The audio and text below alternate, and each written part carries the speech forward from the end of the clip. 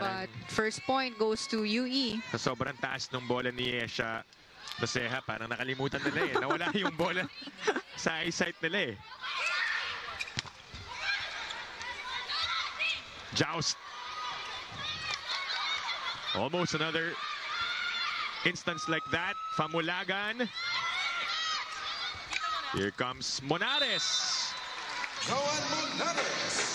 Over to UE and they scored that point. Jazz serving. Ecalia goes middle.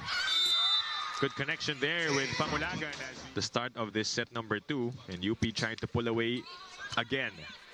Ecalia goes to Paligid. Oh! As we go to Althea Franco for this for the team. Riza shared with me that despite the doubts, they'll just block it like how she blocks the ball for her team. Yes, and also 11 lang sila sa lineup. So hindi ganun kadami yung rotations nila, and I mean training pa lang na sila lang din yung magkakasama with just 11 players. But I know we did mention that this is going to be a long season for everyone. So yung Yesha Noceja serving for UP. That's a good save coming from Capistrano. Play continues on the side of UE. Cepada off the block. scored that point. Kai Cepada leading all UE scorers with 5 markers. Nalagpasan si Itang. And I think that grazed her fingertips. Might be marker yun. Play here and they go to the middle. Wow, what the... Play right after that timeout. And pag nakita mo na talaga na open block, ang laki ng space mo sa harap, ang ganda ng approach mo na reach sa bola, papaluin mo talaga ng malakas yan. Ecalia goes to Balingit and scores another one for UE. Jazz goes to Cassie and Deering gets her first point here. In the blocker. One of the more noticeable recruits and additions for UP. He asked for it again. They tried to go to Monares. Deadlock once again. Mangilumotan sets up Monares. She's been reliable in this game. What a serve.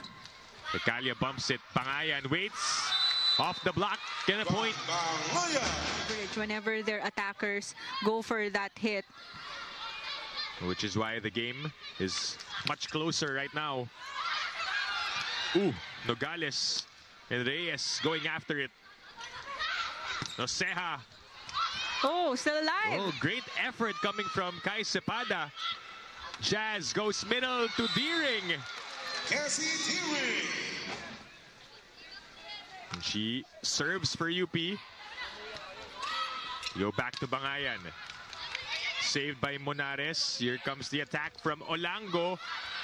Bangayan able to chase. Angge with a free ball. Jazz back to Kian. But Olango gets that one. Nogales. Her team down by just 1. Jazz gives it to Noceja. Oh. Yesha scores. Yes. Cross-court hit. Serving for UP. 17 looks to Zamudio. Oh. And off the bench. Yes.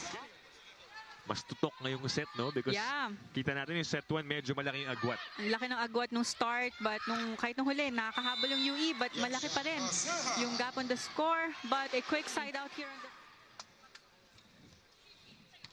Good first ball. They go to Cepada. Easily picked up by Monares. Noceja saved by Zamudio. Kai again. Straight to Yesha. They go middle to Bansil for her first point in the game. And she scored that point. Bangayan. Oh. There have been 7 deadlocks and 3 lead changes here in set 2. There were none in set 1. That's how different it has been for UE. Oh, and it goes through for Bangayan. Back-to-back points. Rookies back last season with Madriaga, Fernandez, Risa and Nogales.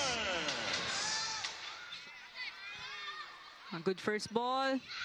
Olango, saved by Reyes. It's back with a side of UP. Oh, Reyes, another good defensive stop.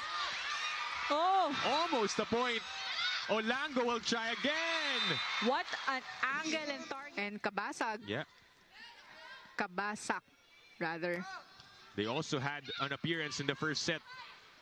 A double substitution, I think, for more blockers in front, but Kai Cepada being one of the... Stretch here.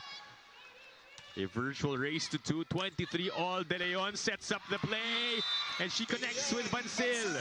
Nabi- Yesha Noceja will be the one to serve for UP. Good That's first ball. Good first ball indeed. Cepada kept alive.